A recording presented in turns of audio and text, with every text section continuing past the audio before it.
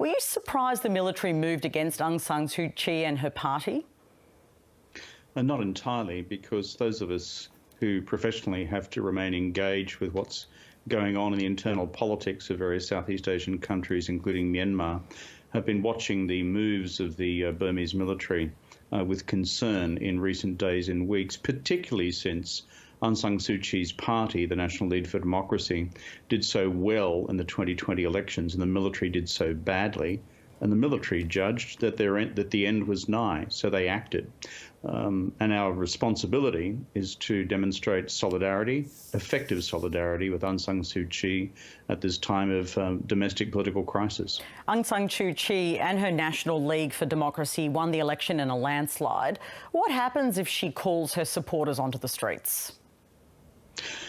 Well, Aung San Suu Kyi, who, look, when I first met her, I was Foreign Minister of Australia at a time when she had to creep into the Australian embassy under guard for fear of her life from the military back then.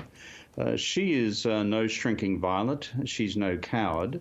And yes, in her political career, she's made some poor political calls, particularly on the question of the Rohingya in the Rakhine state. But she will make an informed political call about what should now be done, because the democracy of Myanmar is now at stake. That requires people to take to the streets against the military. And if she makes that call and the NLD is behind her, then I'm sure the people will respond. These are difficult, treacherous times. And personally, I remain deeply concerned for her security and her well-being, and the other elected democratic members of the Burmese parliament. Should Australia join the US in threatening to reimpose sanctions on Myanmar's military leaders? I think the first step, Patricia, should be to have a laser-sharp focus on Aung San Suu Kyi's personal safety and that of the elected members of the Burmese parliament. And therefore, what I would strongly recommend on the Australian government, to the Australian government and to like-minded governments, is to dispatch our military attachés immediately in Yangon to go and see the military leadership, military to military, to demand that the safety and security of the democratically elected government of Burma be guaranteed.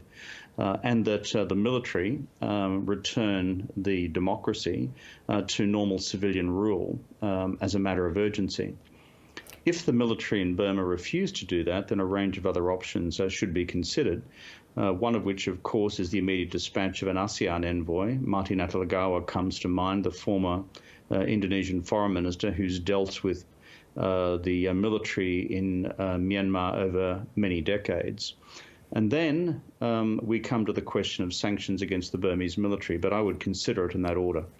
Does the international community have much leverage to pressure Myanmar to hand power back to the NLD?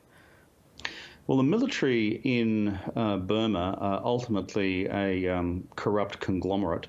And even under the celebrated transition democracy some 6 or 7 years ago, it still retained the whip hand in terms of Burmese domestic politics. That's the problem.